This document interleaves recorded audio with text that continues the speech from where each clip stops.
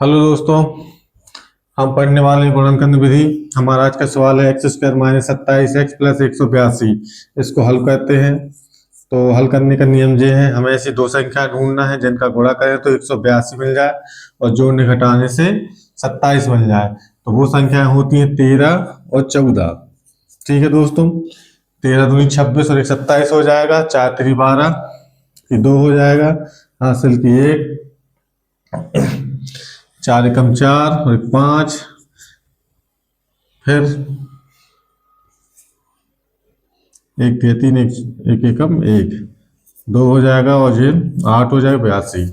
तो ये गुणा करने से भी क्या मिल गया हमें 182। गुणा करने से 182 मिल जाएगा, जोड़ने घटाने से 27। तो वो संख्या है 13 और 14। चलो इसको जमा लेते हैं। एक्स स्क्वायर माइनस 13x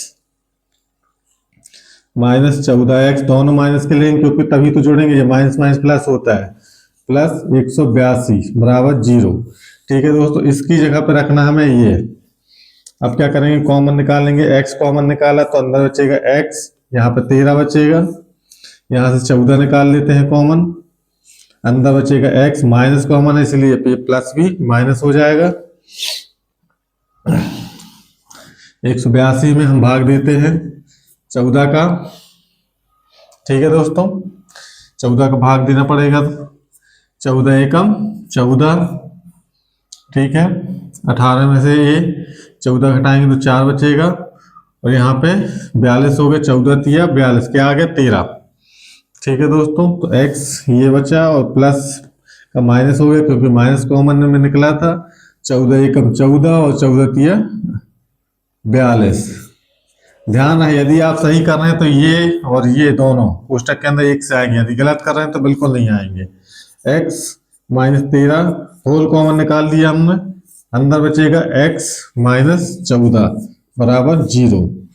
ठीक है दोस्तों, दोनों के बराबर में 0, इसके बराबर में 0, इसके बराबर में 0 है, तो हम रखते हैं x माइनस 13 बराबर 0 एंड x माइनस 14 बराबर 0। x इक्वल टू 0 प्लस 13, पक्षांतर हो गया, माइनस का प्लस हो जाएगा, प्लस का होता तो माइनस हो जाता है। x बराबर हो जाएगा हमारा 13।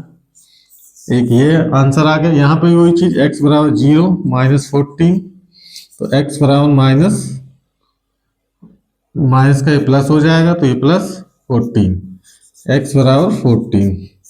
ये दो आंसर हमें डिस्प्ले हो गए हैं। तो यह है गुणनखंड विधि। इसमें सिर्फ ये ध्यान रखना पड़ता है, बीच वाली जो संख्या है वो हमें मिलना चाहिए जोड़ने या घटाने से। ठीक है दोस्तों, तो आसान तरीका है, इस वाली संख्या का जो आखिरी में c का अचर पद है, इसके गुणनखंड निकाल लीजिए आप, तो लगभग लगभग हमें पता ही चल जाता है कि वो संख्या क्या है।